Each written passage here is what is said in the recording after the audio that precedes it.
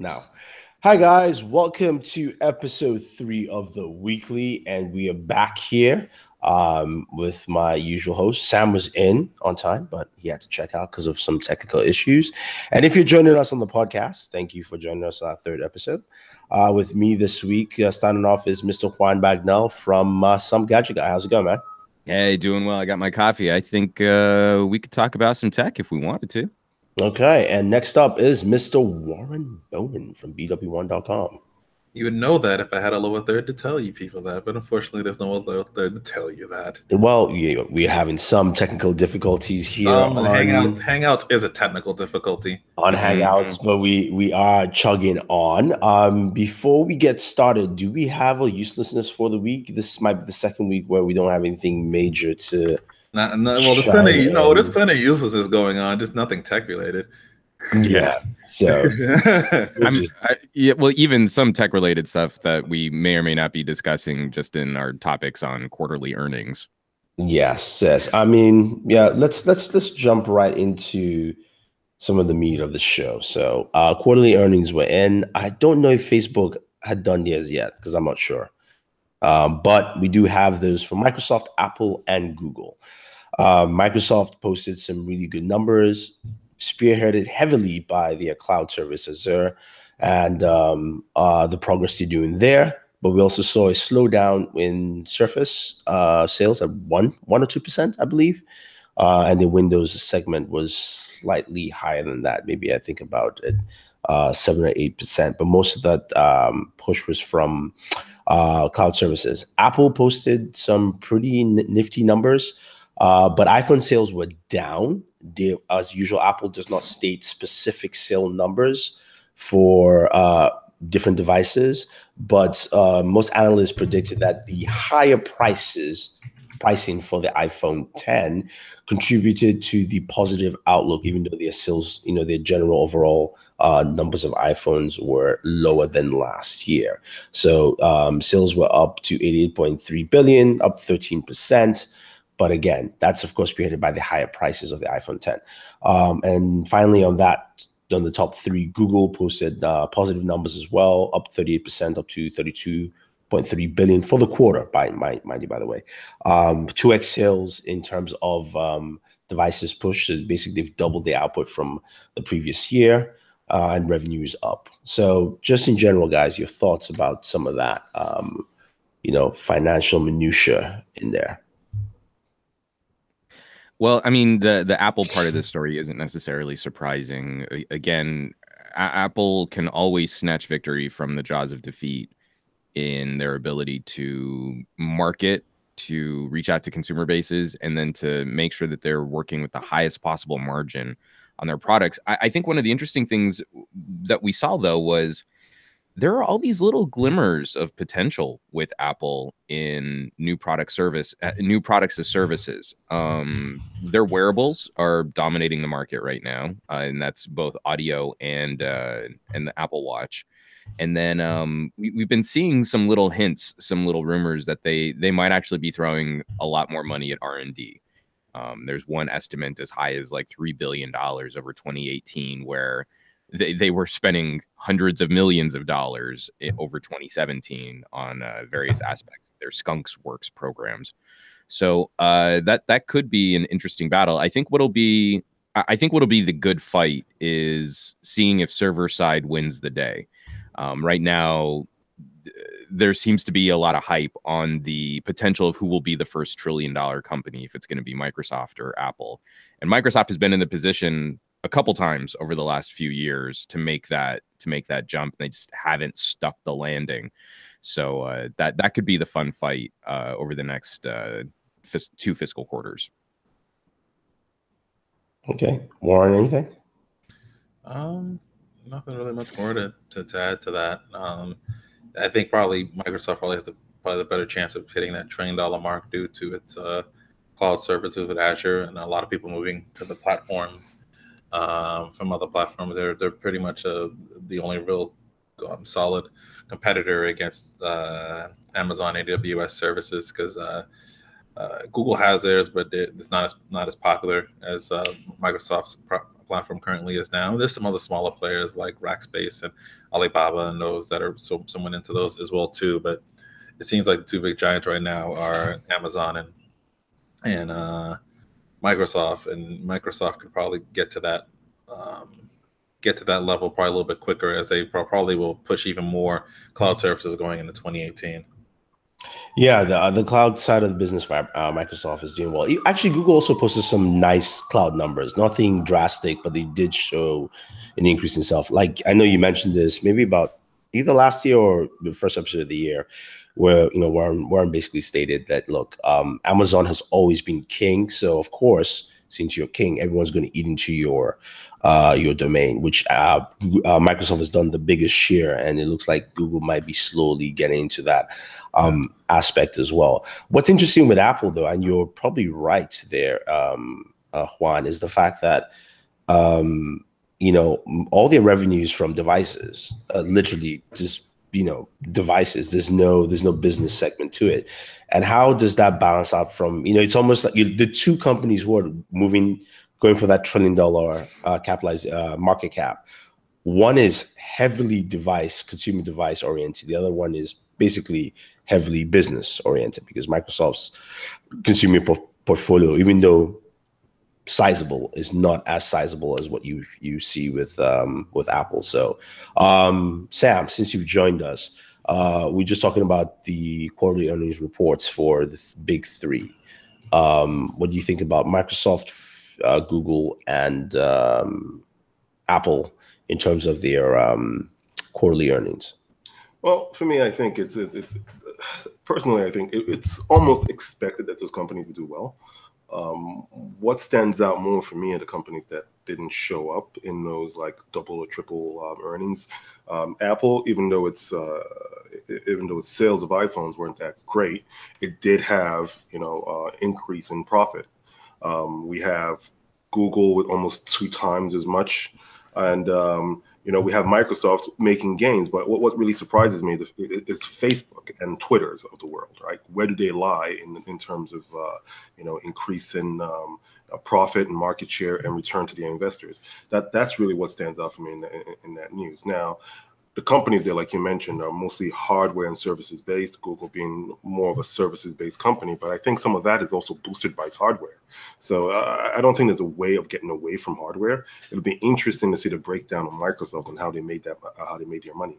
Because as much as they're going with Azure and saying Azure is the reason why they're making such huge gains, and Azure is like their strategy going forward, I want to see how some of their hardware divisions like Surface and Xbox actually help them gain as well. So it's good news all around for the tech sector. Better than what happened to the Dow Jones a few days ago, but it's good news for the tech sector, I guess. Speaking of Facebook, I'm just looking at the quarterly earnings here. I just didn't see it earlier, but they posted some very nice numbers. Just in terms of, I'm just going to give you a breakdown here because I'm quickly summarizing. Year over year, advertising revenue went up by 49%. Payments and fees was up by 5%. The total cost and expenditures went up by 47%. So basically a 5% profit over that. No. Cost and expenditures. Cost and expenditures. Yeah, cost and expenditures were what? Exceeds their total net profit. No, it doesn't. It's you said 40% for the net profit. No, 34%. My bad. Sorry. Okay. Yeah, my bad. The net income was at 79% in total. I mean, they probably hit the estimate. They probably didn't go past. I don't know if they hit the estimate. That's the thing, right? I don't know what the estimates were for Facebook. It's likely they hit it, but the fact that they're not being touted as one of those companies that exceeded their estimates. That's why I said they probably hit it. If they had dropped below the estimate, we would have heard that quite extensively. Even if it was by $100 million or even 10 million, everybody would complain about that. Usually, as investors do. But yeah, I mean, Facebook has taken a hit from all the fake news stuff from last year, and how they're trying to retool. Really curious to see how this initiative of theirs, like, hey, we're going to focus more of your feed on family and friends, is going to impact their business sales, because basically Facebook's model is just digital extortion. And so now it is. I'm not saying that in jest. I mean, it is kind of funny, but like you build up a huge number of followers on a brand page, and then Facebook says, well, you need to pay us to reach the people who said that they wanted to follow your content. Juan is absolutely right. And I'll give you a quick example of that. The kernel video for CES, I dropped the video on, and immediately Facebook tells you promote. So, promote every damn thing. Yeah. And so it was spent $18 promoting the video. I'll just tell you how much all this stuff is. We have about 7,000, maybe 800 Facebook followers, right? And eventually it reached out to all 7,000 people. That's the only way I could get it to reach the 7,000 people. Yeah. But at the end of the day, to reach people who say they like your stuff. But at the end of the day, we got to about maybe 4,500 views on that video. The breakdown says that we go to 4,500 views of duration length. Guess how long for each view? 5 seconds per view. Yep. That was the duration length of those views. So even if you watch, you see Facebook if the videos, video shows up in your feed and you scroll by it, that's a view. Yeah, you automatically play it, right? But they do have the option to turn off autoplay on that, right?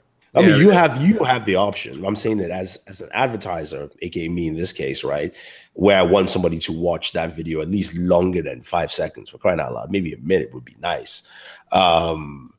It's not possible, and it really shows why the videos that do well on Facebook are the tasty videos, those 30, 40 second, because Facebook does not even accommodate properly for anything longer than 30 seconds. Without paying a lot of more money for it. Yeah. Even with or without paying money, you think about it. I don't think anybody watches unless it's something that is tied to a new segment. Yeah, we have a lot of the Viceland stuff and then now this trend stuff that does work very well on Facebook. But their big thing is they want people they want you on Facebook Watch and streaming for their long form content. Anything else, they just kind of, if it's not 30 seconds or if you're not part of a larger news brand that they can charge millions of dollars to push that content towards everyone, they're just going to let your thing flounder, and if it goes viral it does, if it doesn't it doesn't, and it's just kind of the way it is. It is probably one of the most extortive reach out. That's why your favorite creators tend not to promote their Facebook pages, and it's because there's a money barrier there. And most of them can't afford to pay the barrier to push out with any guarantee of you seeing it. And the ones that do just can get more reach cheaper through other outlets, other social media platforms. So this is why would I bother doing this? So I think that's the reason why you see Facebook pushing every single post that you post to Instagram or you post to Facebook. For $5 more, you can boost this post on every single thing. The thing could get 3 likes. For another $10, you can get this many likes. I'm like, that's true. It's gotten to the point of it and nauseum with people. They're gonna have to figure out, I think, a better way to advertise at some point, because it's gonna get to the point where the only thing they're gonna get is business people. They're not gonna get these small other creators. Well, I think we're already seeing that content is already overly weighted towards one, major corporations that have the bankroll to try and reach people on Facebook, and two, people with a vested interest in scamming algorithmic platforms that you don't have a lot of people managing the content, humans in the chain of managing content. Those two seem to be the primary targets, which is why it's so interesting that they made such a public announcement out of, well, more of your feed's going to be family and friends. And all it's going to do is ramp up the extortion game, the costs involved in promoting content from something like a brand page. I feel kind of bad. There are a lot of people who will try and send me friend requests on Facebook, and I just don't use the platform. If you want to follow me on Facebook, that's your preferred method of social media networking. You have to follow the Some Gadget Guy brand page if you want to see anything that I'm doing. That's where I am, but you're never going to see it. I'm such a small player. I think I've got 300 followers on Facebook. You're never going to see stuff there because I'm not going to be big enough to trigger the algorithms, and I'm certainly not going to spend enough money to be a competitive content provider on that system. Yeah.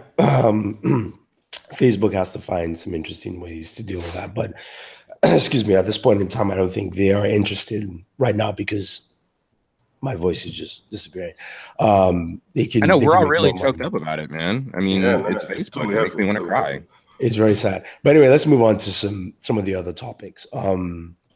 This week, Mario Kart is coming to Android and iOS. Nintendo announced this. Nintendo is on a roll. First off, Switch sales have surpassed the Wii U in the year. Done. It's not hard. I know it's not hard. I'm just saying that's there. They announced the Labo kits where you can build your own. I said Labo. I did not say Alexa. For crying out loud. Sorry. Do you need to get some water, bud? Yeah. Can you continue on, please? Thank you very much. I think we could probably fill in for you here. Thank you. Thank you.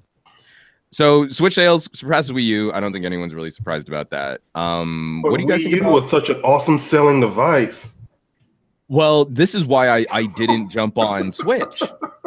Is I had a buddy who was like, I am all about Wii U, and we were playing a bunch of their little mini games and stuff because when it initially launched, the whole idea of a sort of a tablet modular gaming console, you could take your games across your entire Wi-Fi network. I mean, Wii U was basically a consumer-facing prototype for Switch.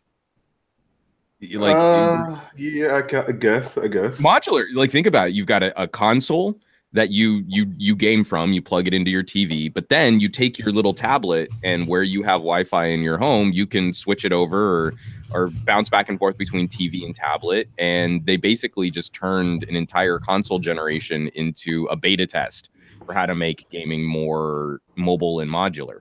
Well, you could say that, I guess. I think the Switch is basically just the evolution of what Nvidia and Razer were doing already. And I think the Switch is a testament to the fact that those strategies actually work. What was the Wii U tablet? I think it was a controller scheme that didn't quite work out. But what was the major aspect of the tablet wasn't just we can make this a fun controller thing for Batman Arkham Asylum. It was you can also take your game off the TV and play it because the controls are built into the tablet. To me, I do agree closer to that just because of Nintendo's mindset. Nintendo doesn't look at outside company unless you have something that they want.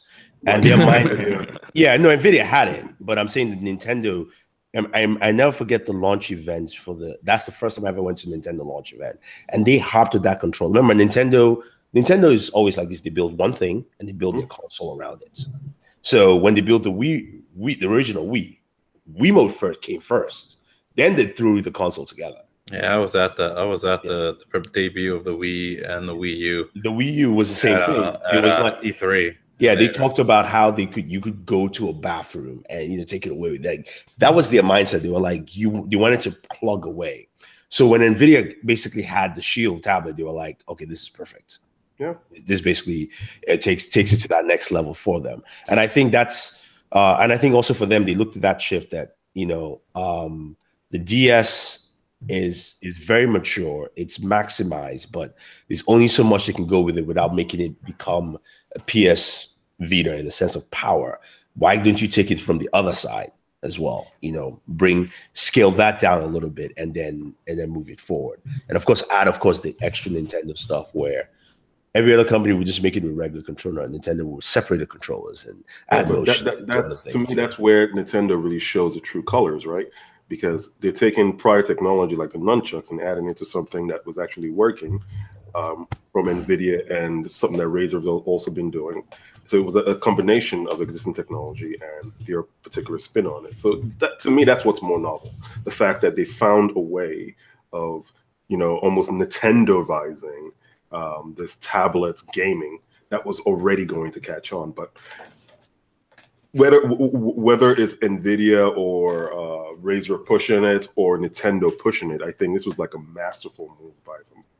The Wii U, I thought, was a poor implementation. Yeah, I know it was. This is actually, I enjoy playing a Nintendo again, and I haven't enjoyed playing a Nintendo since the Wii, so that's a big deal for me. Well, I mean, I think Nintendo just went back to their blue ocean strategy, which is disruptive. They try to be disruptive in the Yeah. wrong way on the Wii U and forgot the fact that, yeah, people have tablets, right? Think about it. Tablets are dead now, other than the iPad. Like Android tablets are dead. iPad is alive. It's an ecosystem that will stay, but Android tablets are dead. But Nintendo basically took an Android tablet and said, no, we would just make it work, because that fits into our ecosystem and what we want to do, and something they can always expand on to the long run. All right, let's move to other topics. Google announced Assistant Go for low-end devices. So basically, it's Google Assistant, which will be trimmed down for your budget smartphones, in the range of like $200 and down and below. For those low-income markets, what do you think about that? Especially as Google's trying to expand its AI presence across the world. Do you think it's a smart move? Do you think? Well, it's definitely a smart move. I always cringe a little at these kinds of announcements. If we have an ecosystem, it shouldn't matter at what dollar tier you jump into when we're talking about devices that kind of split duty between on-device machine learning algorithms and server-side analysis of content. Like Google Assistant should be on all devices. Like, it shouldn't matter at what price point you buy in. If it's a part of Google's strategy moving forward to make this part of the ecosystem, then you need to find a way to run it on a Qualcomm 400 series processor well enough to compete against the various permutations of Amazon services and Bixby services and everything else out there that's going to distract people from your setup. So I guess you're basically saying that it should be not whether or not heavy then. Not whether or not it's a smart move. It's I think pushing forward, because smartphones are such a commodity in first world nations, and because developing emerging 4G markets are not very flush for $1,000 smartphones. If you're trying to make an ecosystem argument, then you need to make sure that all players can play on your ecosystem. Look at every single time one of these products launches, and then 3/4 of the world's population are left out for months to potentially years at a time while they try and figure out how to ramp these services. It stands to create that echo chamber of ill will towards that product. And you also lose out on the trafficking the user data of a vast majority of your ecosystem. So again, it's the right move. It's definitely the right move. Making more products and services available to lower power devices, well, that's a no-brainer. But making the press announcement as if this is something like, ooh, this is a fresh new thing, or, oh, we're being so magnanimous, we're even letting you poor people play, always leaves me with kind of a cringe, because I don't think that's the right way to advertise your ecosystem. It makes you look like you've been neglecting a huge swath of your ecosystem when you come out and you make these kinds of announcements this way. Okay. Any other thoughts? Okay. And I win. Cool. All right. Moving on. Nvidia announced this way back, but the beta is finally here. If you subscribed into it, their cloud gaming beta. So basically, Nvidia is making this next big push of saying, we will provide all your GPU processing over the cloud, and you can run your games on your $200 PC or Mac or any device, as long as you're part of this cloud service. I signed up. I got the email, which I'll be checking it out this weekend and next week. But thoughts on this move, especially with the way the PC market is changing in terms of PC hardware. NVIDIA has been doing a lot of cloud push and AI for a while. I mean, they have a lot of work with AI driving cars. They have their cloud service for the NVIDIA Shield as well. And this is basically taking it to the next level. What do you guys think about this? I went on the last one. I think someone else can speak up now. Yeah. Warren, any thoughts? Yeah, interesting to see them busting out a cloud service for gaming. I think we've seen this before on other platforms. This isn't the first go around with it. It would just be, I'm just interested to see if it really will be a thing that'll stay around that people will really be into and people will really want to kind of use in terms of gaming going forward with this sort of cloud gaming system. So I'm excited for it, but then I'm also like, every time we hear one of these things, it kind of yay, and then it slowly just drifts away and no one talks about it. I mean, yeah, to some degree, I think you're right. But I think, maybe this might be NVIDIA's way of bridging that gap on, not low-end PCs, but like NVIDIA doesn't really have cheap graphics cards. Let's just call it what it is, right? You just can't. If you want to get an NVIDIA graphics card, you pay a good card, you're paying $799, right, for GTX 1080 Ti. When it was $799, now it's probably more. Oh, no. Like 1080, $800-900 territory. I mean, unless you go it with shouldn't be the MSRP shouldn't be. I'm just saying that it's right. But I mean, because I actually wrote a production diary on this, talking about how I think I'm going to have to put my rebuild on pause, because I wanted to try and do the bumps, the CPU and GPU bump at the same time. And right now, 1080 Ti prices are easily into the $1,200 range if you don't want sort of the stock reference card, base model, lowest end version of the high-powered card. Yeah, you had to slide in December. I slid in right in December when things were still at a reasonable price, and I was already in build mode, and I was like, let me get it all now. Because the second I saw that one thing for sale, I was like, I should have jumped on that, and now it's like 10 times worse. So there's the very real potential that I might not do my rebuild until we see next gen GPUs at Computex to see what the speculation market does. We have to face speculators in the GPU market right now because of crypto mining.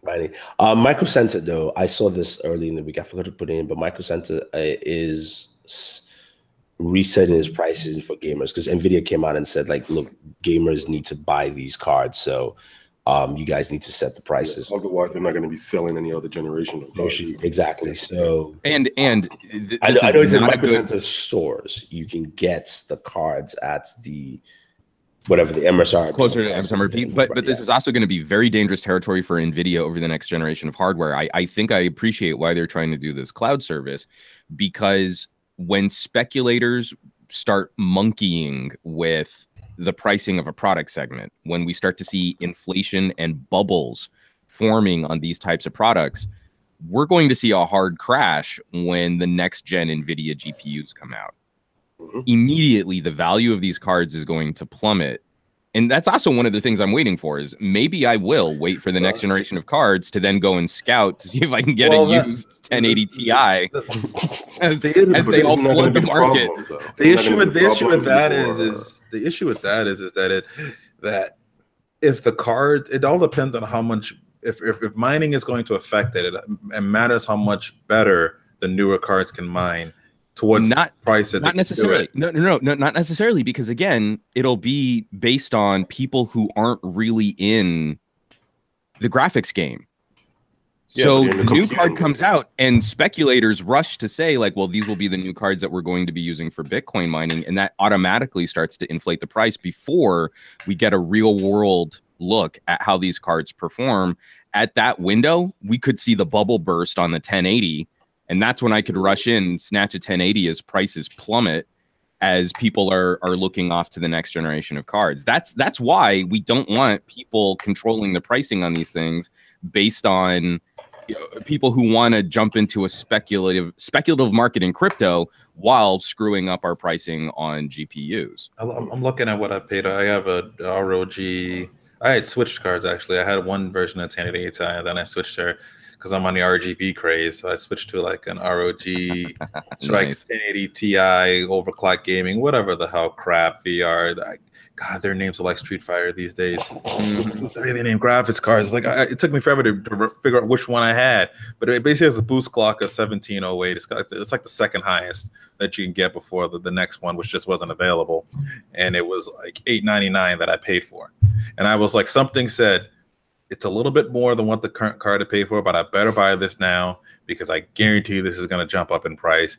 and I'm looking at like if I click on Amazon, it says this is available from other resellers, and that particular card right now, brand new, with no Prime available, starting off at $1,254, with some charging $1,480. And if I go to like the base, this is the RGB version. Obviously, I'm comparing it. If I go to the base version, I go to the base version of that. The cheapest one on that is $1,100. Yep. Yeah, for a card that was $899. Yeah, that was already overpriced. Like that was already more than what it should have been. Because again, we always expect that, especially with the overclocks, the MSRP isn't what we should be paying. Yeah. You see the MSRP so that, like my current bosses at Newegg can put a line through that MSRP and drop the price $10 and make you feel like you're getting a deal. The ROG shouldn't be saying a 50% price increase over the MSRP is what this card is worth. This is not based on the meritocracy of the market. This is people artificially increasing demand for a type of computing which is very irregular. Yeah, I mean, which is quite interesting, especially as you look at the economics of the whole thing and the fact that it's now, how old is it? 1080? Almost 2 years, right? 1080 Ti came out last year. 1080s was the year before, right? 2016, end of 2016 was 1080.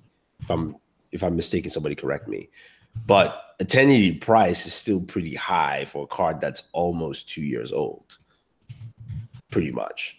And Ti prices should be dropping by this time, but of course, mining is screwing both things. But this is exactly why I feel like Nvidia is right to be diversifying their portfolio, because when the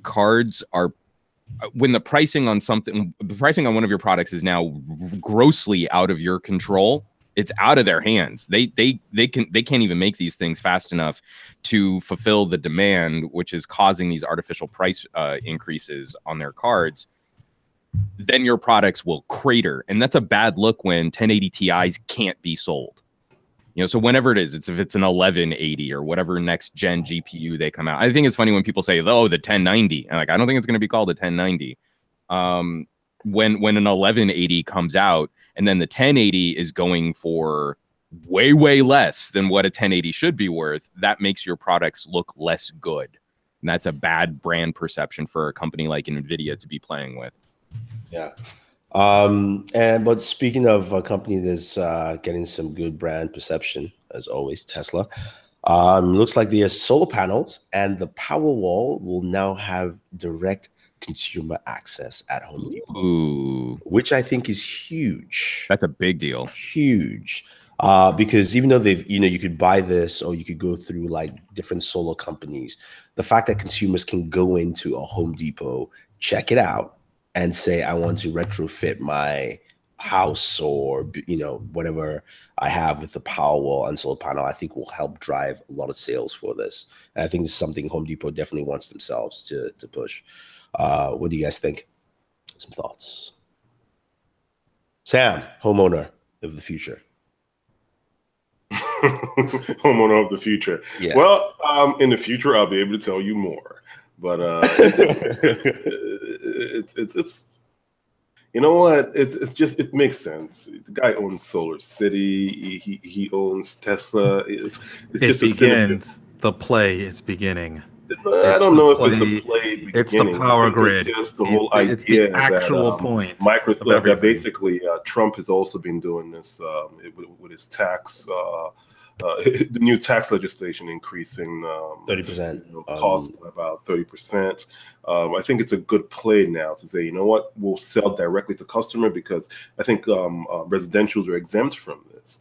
So it's a better play to sell more to consumers. It's just a simple, it's a simple business move.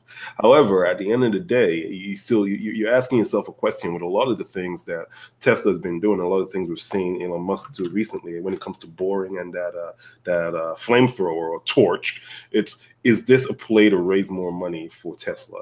Is this a play to raise more money for Solar City? And I think that's part of the reason as well, because when it comes to solar panels over the last few days, people have been talking about technologies basically bringing the overall cost of it down in the next few years. So this might just be a forward thinking, let's sell as many panels as we can right now to residentials, basically shoring up that market that we might be losing for the commercial market, and then also future-proofing us against the eventuality that the cost of this panel is actually going to drop. No, I mean, I definitely agree. But I see more on the marketing side of the fact that it to me it's a beautiful thing to walk into a store and see it. Yeah. Like that to me pushes solar much more. So because right now, one of the biggest places that has had the biggest solar pushes in the last 2 years is Massachusetts. Solar City is really coming strong and, do a lot of push. But a lot of people in Mass that I've spoken to are going like, yeah, I've seen it. I've seen it there. That's what they've seen. They've seen a few businesses. They've seen it around the highways because all the tolls now are solar powered and all, there's a bunch of solar cells along the Mass pipe. Street lights. Probably one of the more interesting things to notice. Like most street lights have some kind of solar powered backups now. Yeah, exactly. But it's there. Now that you walk into a Home Depot and you're like, and the Home Depot will push it and say, oh, you can retrofit your house. Where do you live again? Okay, square footage size. Do you know the kind of appliances you have? Give us a rough estimate. Oh, I've got 2 TVs, 1 refrigerator, da da da da. Okay, we do it. Yeah. And then before you know it, they tell you, okay, you can do this, and this is probably what you need, but we'll kind of need to come in and just do an estimate of your the and key this word. kind of stuff, will drive consumers to say, okay, you know what? If the government is sucking right now or things suck, let me get off that whole segment myself. Let me secure myself there. This plays also into the political climate in a very funny way, because then you're saying you're self-reliant. That's what this does as well. The key feature there, especially in Massachusetts, is saying the word retrofit. Considering that we have houses that I believe Abraham Lincoln had children at some point, saying the word retrograde in anything around here is just going to pique interest. That they don't have to do anything major to get something newer in terms of technology. So, yeah, solar panels have definitely been a big thing around here, but it's not necessarily for the homes themselves, but for like a lot of the other things that have been sort of running around. Usually, anything new that they build in whatever shiny new spot over by the Cambridge area and the waterfront where they want to make it look shiny and stuff, that's all like some type of solar grid on there. Actually, it's just the shininess from the solar grid that you see that makes it shiny. That's pretty much it. It's not necessarily the buildings. It's like, well, no. Well, on top of the newer buildings, I know, yeah. The newer buildings are getting all that. Although the newer buildings look like giant solar panels, because the way they're making them all look, but just nothing but windows. There's no like separation between the windows. It's interesting. The waterfront's not going to like Boston anymore. One more news topic, which I didn't actually add in. I completely forgot, but I think we should talk about, which came out earlier during the week. Big news that Xbox is looking to make a large acquisition coming up. They bought Minecraft a few years ago. Some of the rumors were pointing that they were going to buy Pug, the guys who make Pug, because that's a huge game right now. God, they need help.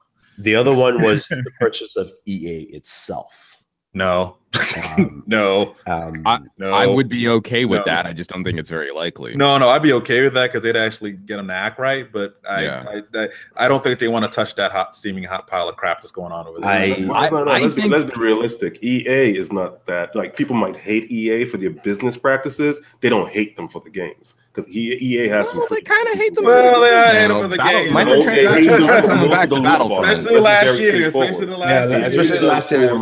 Listen, there are top 10 worst games last year, and there are people that just list. They're also part of the top 5 best games last year. They know not where. Almost every list I've seen. Battlefront.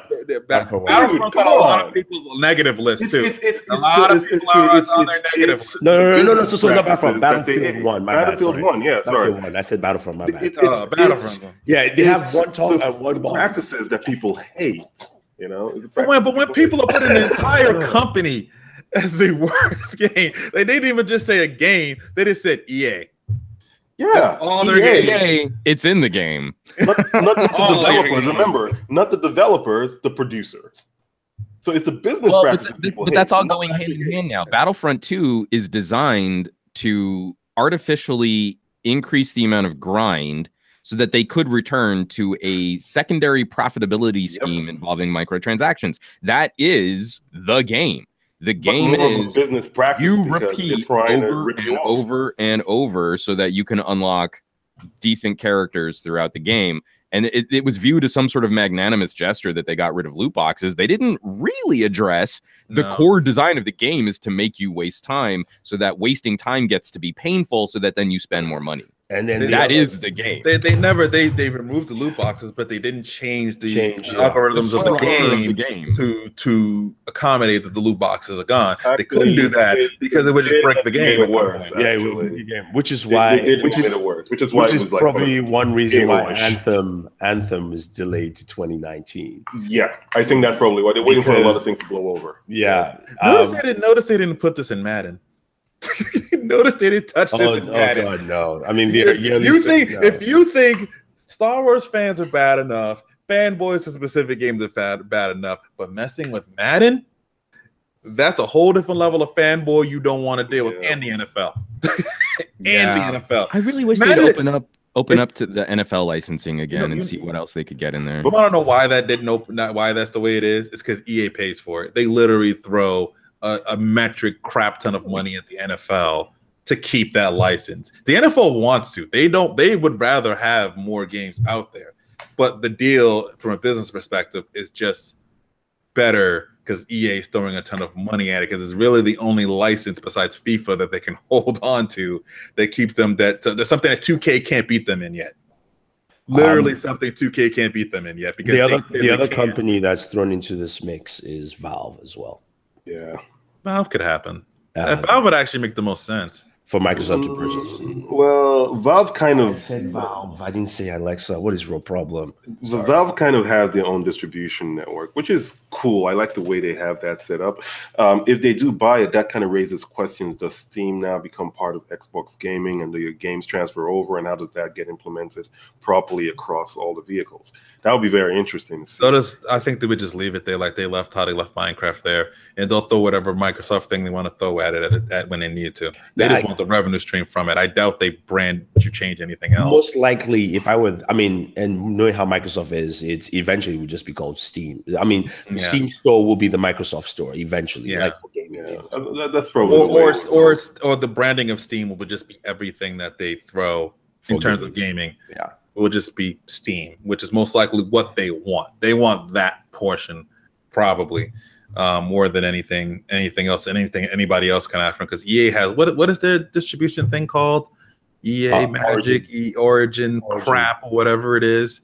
That's a piece of junk. Is it Origin? No, Origin is fine. Origin is not junk. It's Ubisoft. I'm thinking of Ubisoft. Ubisoft is trash. Origin basically took a lot of the things that Steam does right, and they actually even simplified things a little bit more. Steam can be a little bit. You actually like using Origin? No, I'm just saying Steam can be a little bit like gamer, like too hardcore gamer, like just to chat is annoying on Steam, which is why we use Discord. Remember? No, I think it's annoying in the game. The reason I use Discord is because Discord game systems haven't quite met up the expectations of although Origin has a bad. Remember our chat? To add friends on Origin is a headache. Same thing with all the other ones. Origin and there's what's is it better than? This is why Discord is blown up. Do you have to use friends codes? Everything is better than friend codes. Okay, so then it's not that bad. Yeah, everything. Everything. It's like, is it friend codes? That's like the bottom layer. But it's so funny though. It's so funny how Origin hurts my. It says Origin hurt my soul when it came out. Yeah, I agree with that. Origin really hurt my soul too, man. It was bad. No, but the thing about it is that if you think about it, right? These companies, Steam, Origin, Ubisoft's platform, and the rest of them, created Discord. Because of how they failed, Discord as a company has come to be, and they've blown up.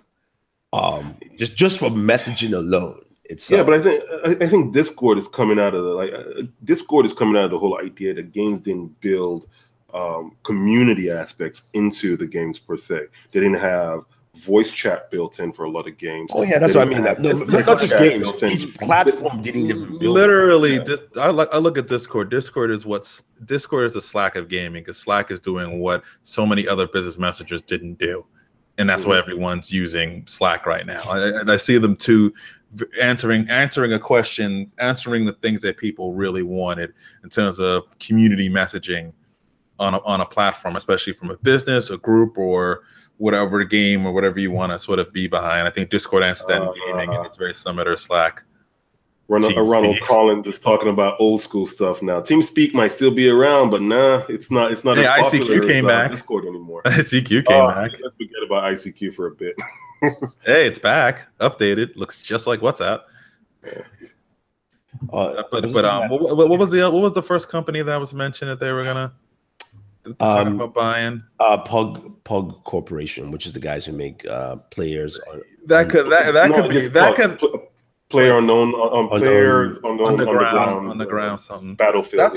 That's a real popular game that I could see them buying, because that game needs a lot of help. Because I remember looking at a lot of top 10 lists or a lot of best games, and that game, as popular as it was on a lot of worst games lists because of so many bugs that it has. And the community is toxic as hell. Yeah, look, I say stay away from Pug. I would pick up either EA or Valve.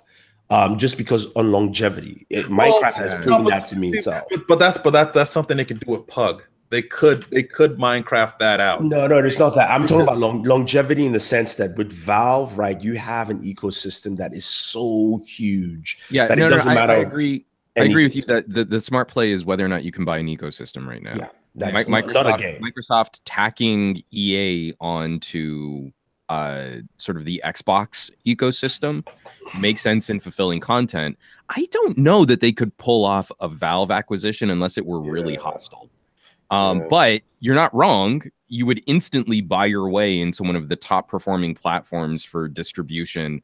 You would instantly legitimize Windows for gaming. Yeah. Xbox for Windows, or whatever it is that we're calling this setup now. Yeah, I mean, you would. I think those two are the best, but I think EA is probably the easiest one in there. But in terms of content too, because EA has studios that at least can make games for Microsoft at this point. And you now go that Microsoft may either go say the sports games are universal, anything that comes from its studios like the Mass Effect and all that, you can now bring that internal. I mean, and that's a lot of people who play those games. The games like Anthem, games like Battlefield 1, you could just make that a Microsoft game. And then you now have true competition for Microsoft in terms of content that they need against Sony in that aspect. I wonder though, like you look at something like Pub, and you look at something like you look at something like Star Citizen. Would Microsoft's involvement, would you buying that out, would it really improve the production process? Would it really give them the resources they were somehow lacking to get that game out of alpha land or beta land? Probably and into so. More consumer facing. Star Citizen more so. Star Citizen more than Pug. But that's just it. Is I wonder if Pug's a game that you're adding resources, but you're also just adding more cooks in the kitchen, right? Pug's also a game I look at from a competitive standpoint. Could be a really competitive gaming game that could be out there already with its large community base, toxic or not. But it's one of those games that could easily become one of those big esports games too. That's why I kind of look at Pug in that way. But I would think the smarter move is to buy Valve. Valve would be the best. Yeah, but I don't know how that's gonna. That's the harder, smarter move. I would put it that way. That's a way smarter move. They get a very solid PC presence, but at the same time, it doesn't and the developer part of it is Valve development team has really slowed down over the last couple of years. It's not like Valve is churning out games that much anymore. Their focus is mostly VR and the platform itself. EA is the one that you could really switch things up and boost up the Microsoft ecosystem heavily in just one bout right there. And already, because of the integration they already have with EA Game Pass, where on the Xbox you can stream any EA game already, that's already built into their system. And I think that might be the best play. And with EA has the better tools to bring in studios than Microsoft has. As much as we don't like EA has gone out and gotten studios to make games for them. And they've made some really good games in the past. And they've bought a lot of studios that then they I know, chill, I know. But I'm saying that they do a better job at least bringing it, and they make. Microsoft kind of has a better rep on buying studios and someone keeping them around and getting them to be successful than EA kind of does. They kind of do. Which studios? Who did they buy? What was it? I mean, the successful one are the guys who've taken over Halo now. After, but that was the studio they brought in.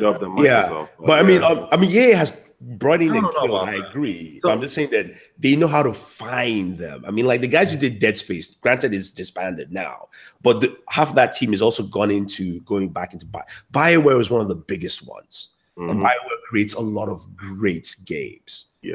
So that is one studio that EA went out and said, look, we are keeping these guys in there as well. So I think it's a smart move, but then again, we don't know what they're going to do. You know, they could just not do anything, and they could go around and buy Ubisoft, and then we'll be like, why? Or they could just pull like a surprise and go, hey, we just bought Activision Blizzard. Bam! Like, whoa. Really? I mean, they can't afford to buy any of those companies. Actually, that would not be that. Realistically, that would not be a bad idea if they buy Activision Blizzard. Oh my god! No. I know how Microsoft a left wrench in there. Well, but that's just it. Is like because of the relationship between Activision and Blizzard, I think it is 10 times harder for Microsoft to actually pull off an acquisition there. They might be able to pull off, again, it would have to be a really hostile corporate action where you could get in and divide Blizzard and Activision and get one or the other. I get Blizzard. Don't get Activision, man. Just get Blizzard. Be done. But I don't see them actually taking the whole pie. I think that's way harder than trying to option EA. I think because EA is a more centralized publisher, I think you could pull off an EA Activision easier than never know, man. An EA acquisition easier than an Activision Blizzard acquisition. What game? I can't think of all the EA before. I probably know the game and I can't think of it off the top of my head. But what does EA have that is esportsable? Besides Madden, I'm not really counting that. I'm just like besides the Madden stuff. Well, and also sadly that like not counting Madden is like one of the hugest wasted opportunities in the world of esports is to have an esports, like a legit esports league around a game that's actually focused on a real sport. Again, like, they're missing out on FIFA. You could do the same thing with FIFA. Like they aren't really maximizing their opportunities there. No, EA doesn't have the WWE. That's 2K. They have UFC. They don't have the WWE. WWE is 2K. No. In terms of esportable games right now, they don't have that much in terms of. And I think that's because remember that's where everything's sort of going. It doesn't Valve have some games that are in their warehouse that can push that? Yeah. And it depends. I'm thinking on that level as you have a lot of, you have people like Bob Crafts of the world investing in esports teams and the money getting poured into this whole thing.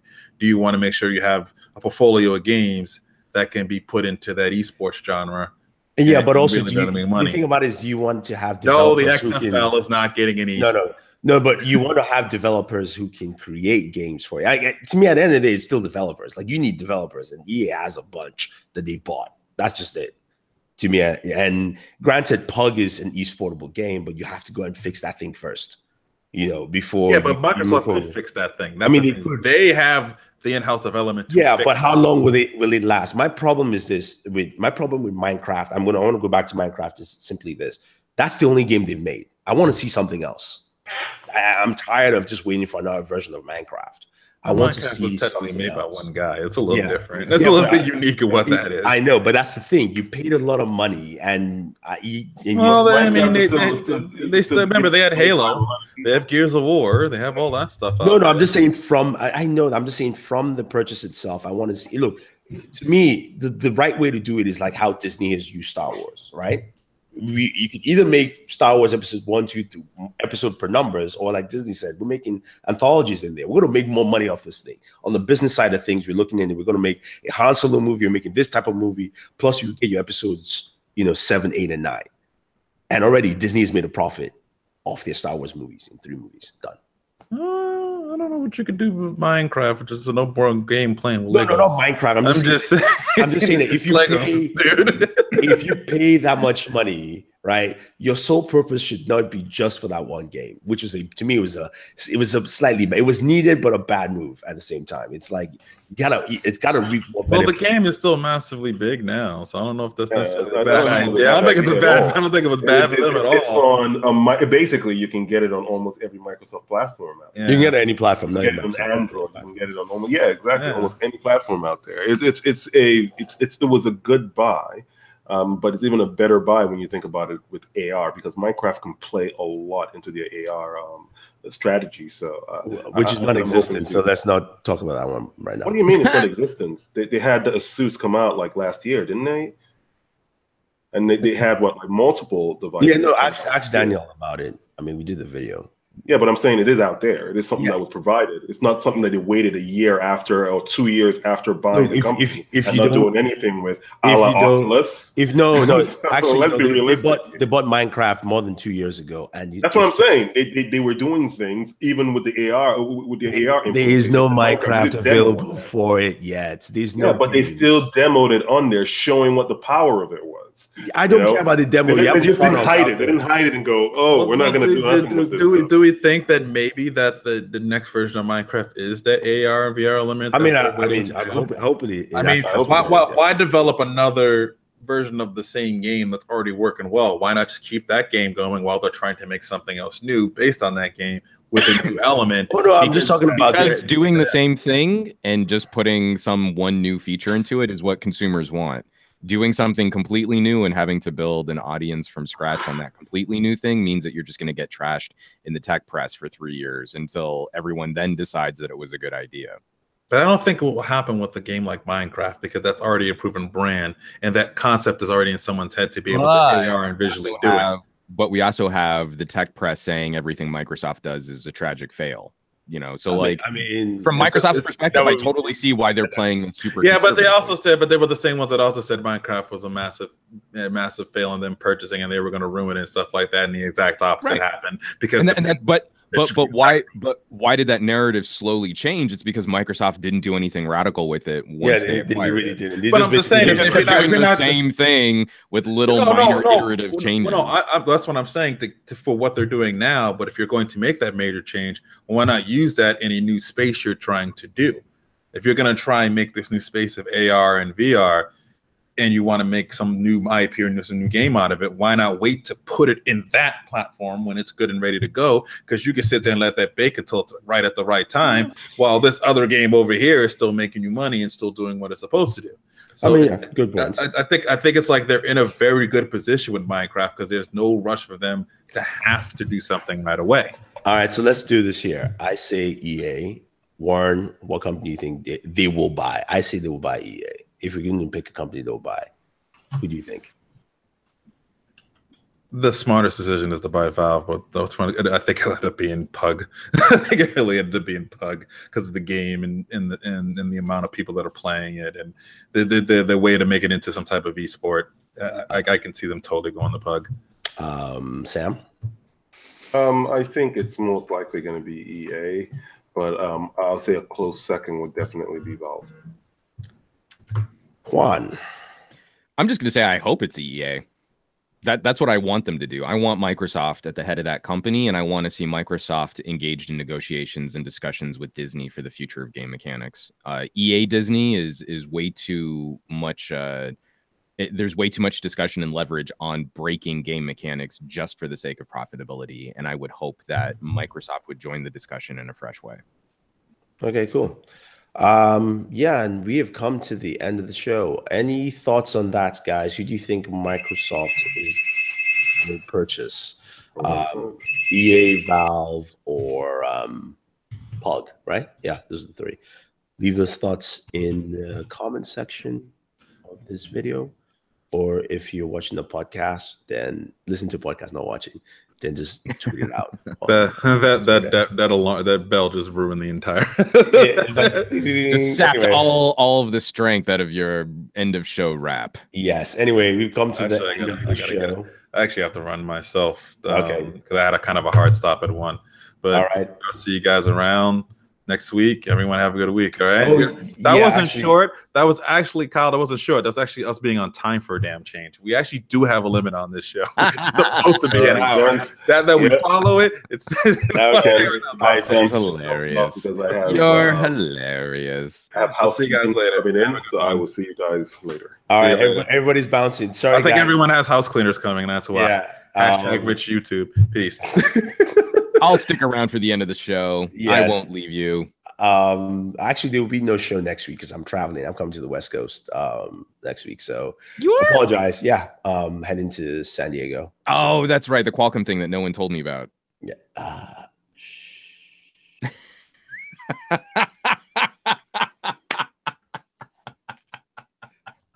Yeah. I'm mad. No one told me about it. See, I don't know what I'm allowed to say and what I'm not allowed to say because people don't include me in things. I don't know what you're talking about at all. I love it. But yeah, this is when we get to the channel. Talk about what we have on our channel and what we can expect next week. I'll start off with Mr. Warren Booman, where he usually has stuff. So go to his channel, bw1.com, and check out stuff. Now, Mr. Juan Magnell, what do you have on your channel? So it's funny that we just wrapped up the discussion on EA and potential acquisitions from Microsoft because I did a follow-up to the Battlefront II microtransactions situation, and of course YouTube demonetized it, so I left it as a preview video for my Patreon subscribers. It's actually been up for about 3 days. That's how long it took for YouTube to come back around and enable ads on it again, but that just went up this morning. You can check that out. I also have a fun little review of a Wacom or Wacom stylus, the bamboo tip. That went up a couple days ago too, which was a lot of fun. The Patreon's going strong. We've got some people engaged in the chat, putting up production diaries. I'm going to be doing some vlogs and a couple book updates on my book there, so you can definitely check that out. And the Discord is up and running, so I've been fielding live chat, live discussion from folks that are all jumping on board that platform. So it's been pretty cool. You know what? That is pretty true. I'm going to do this. I'm actually going to thank you for mentioning Discord. I am going to set up my Discord. You should for you guys. So I will share that with you. I'm doing a couple of new things on the channel. So I'm spending more time in the community section. I'm posting videos and questions there. So please definitely chime in. The reason I am doing this is simply this. I want to cultivate my own notification squads, you guys who watch regularly. And that is where this is. If you watch this, you will know. I'm not going to say it anywhere else. That's why I'm going to be doing my giveaways now. So that is my giveaway section, because that is for people who watch the contents, and you be greatly rewarded there. So stay tuned on that section. But I will set up my Discord and I will share that with you on Twitter, and also probably the next time we open the show. On the channel currently, we are trying to do something slightly new and weird, because we tend to post a lot of videos. And if you notice, we are posting fewer and fewer videos every week. We're trying to keep it on a much more steady pace to give you better videos in terms of content quality. So this week, we only have 3 videos, which is down from our usual like one every day type situation. First video is from Superhero Hour. Our second episode, myself and Lou Rod, aka Boored, talking about just comic book stuff. Shazam, Superman might show up in Shazam, aka the scene from Justice League at the very beginning of the movie is actually Shazam recording it, Billy Batson. So that's might be pretty cool. Check that out. Some more stuff on there. Also, I dropped my video on why the iPhone X is dead. Sorry, the 10. And I read it. I'm looking at it right here. I'm like, iPhone X. iPhone 10 is dead. Yeah, I know. Ed Modlin was kind of calling you out on Twitter for that. No, it is dead. I'm sorry. I mean, the sales numbers proved it to me that it is, especially when they didn't tell us what it sold. We're pretty confident it just didn't ship as well as the iPhone 8. 8 Plus. And then my video on the battle between the Pixel 2 XL and the Lumia 1020. Now, some of you had mentioned I should have used the Pixel, also the Lumia 1020 in Pro mode. Reason I didn't do that is because both cameras will be running on auto, because the Pixel just doesn't have that as a as a setting. And two, while the Pro would get me better pictures, even the Pixel still was able to do some AI trickery, if you will. So, but definitely check it out and see. This is it's an interesting video because the Lumia 1020, I mean, I would, if this had an 821 processor in there, not even an 835. Just any kind of modern hardware. Imagine what we could do with a modern chipset and exactly the same, just the same hardware. I mean, the same camera hardware. Yes, that thing is a beast. It's a beast, and especially one of the cool things I completely forgot was, you throw in the image into Premiere and you realize that that 5 megapixel image is super condensed. It's already zoomed in, and then you have to basically set screen to zoom out, so it's actually the same aspect ratio as everything else that you're rendering. And it zoomed in, and I could see my headphone wall details on the headphones. I was like, oh man, I forgot how good this shit was, man. This is so good. And if we could just do a little minor tweak, like maybe get it more of a glass lens element, like we have on the V30. Again, something just super simple, super minor, but keep everything else the same, and maybe ramp up the processing so we could throw in like 4K video. But it's, I mean, that's what you would get with the 835. Well, you probably would have to change some aspects on the sensor, how the sensor clears information. Yeah.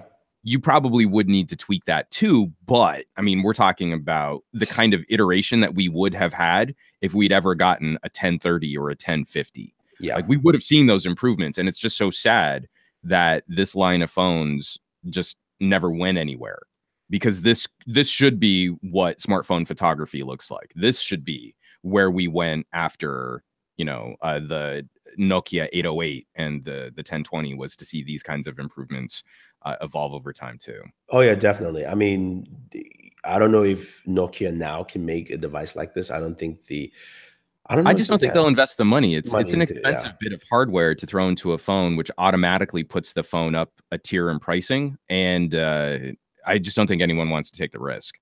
It's way safer. Even Samsung, because Samsung was, if we remember back, it was like a year or so after the 1020, Samsung had been investing in ISO larger format ISO cell sensors. That's true. And we were seeing that they were doing work on their own 2/3 inch sensor. And then it just never went anywhere. And so where do we see Samsung now? Instead, they're going back to 1/3 inch. They're going to be going smaller, and they're going to be looking at better computational photography, because then you can blur the background with software. Why bother making the hardware better? So that's the ultimate disappointment, is like, I really don't think we'll see a proper follow-up to the 1020 experiment. I think the future of mobile is going to be going smaller and going post-processing. Thanks for making me sad.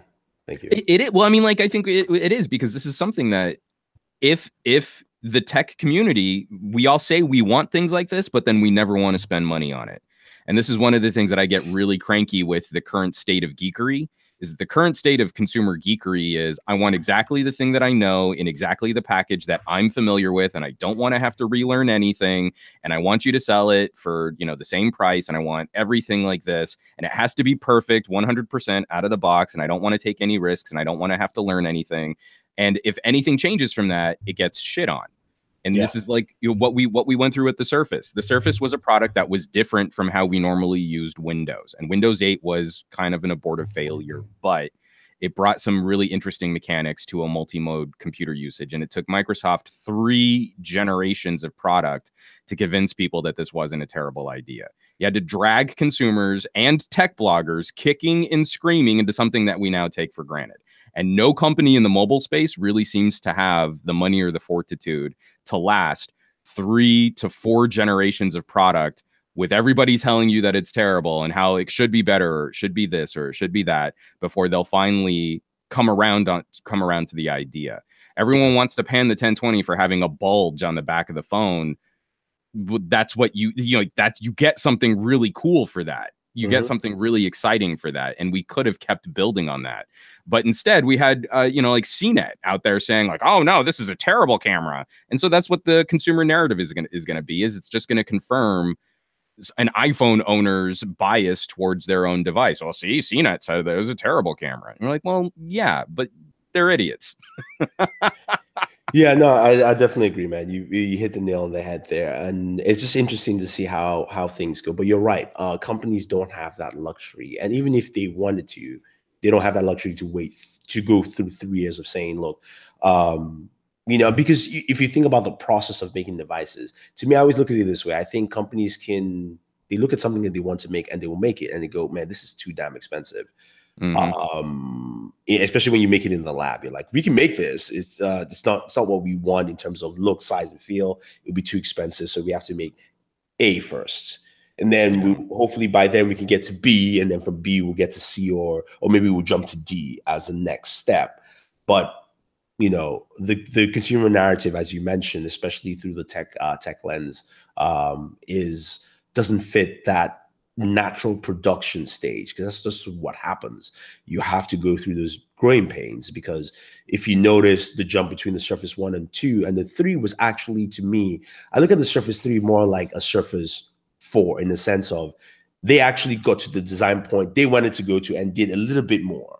Yeah. And then the Surface, there was significant change from Surface 2 to Surface 3. And then the Surface 4 was now the refinement of what that was supposed to be. That was like, now we polished it down. And the 5 really, not 5, but the Surface, or whatever they like to call it. I hate it when they do was like an that. iteration of it. And I think this year we're going to see a jump in the change of the design of the Surface altogether.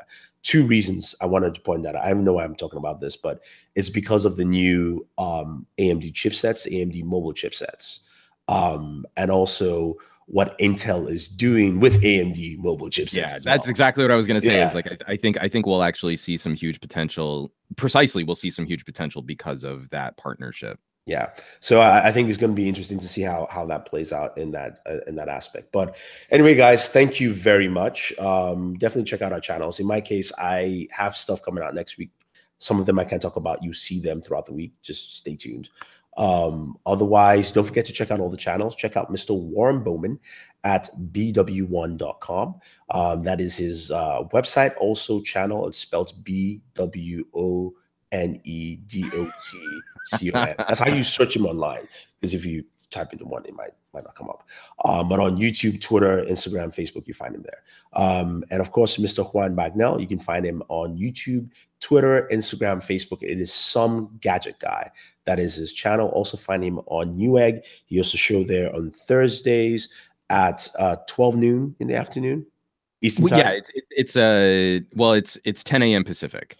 Sorry, 10 a.m. Pacific. 10 a.m. Pacific. And I would hope that we're going to be doing a next week's show. We're doing a tech we love, and I don't know. I'd kind of like to see the headphone wall on Newegg Now. If you want to send us in a photo using the hashtag Newegg Now. Sure, I would definitely share the wall. I love sharing the wall, especially when people share their AirPod photos. No, exactly. Sorry, Danny. Danny, I'm sorry, man. No, I'm not sorry. Sorry, not sorry. I love you, Danny, but no. Shoot us a photo, and that goes for anyone else out there too. Tech you love. You want to show us your battle stations. You want to show us your rigs, your favorite phone, whatever it might be. Hashtag that Newegg Now. I really want to make the live broadcast more interactive with the folks that are out there watching. Yeah, definitely. So follow him there. Check that out. Thursdays, 10 a.m. Pacific. Great show. An hour. It's hosted with Mr. Juan Bagnell and Trisha Hirschberger. So really good stuff. And of course, you can find us Booredatwork. It's YouTube, Twitter, Instagram. That's where you find us. Watch our videos. Subscribe to all the channels. And always enjoy your entertainment. Bam.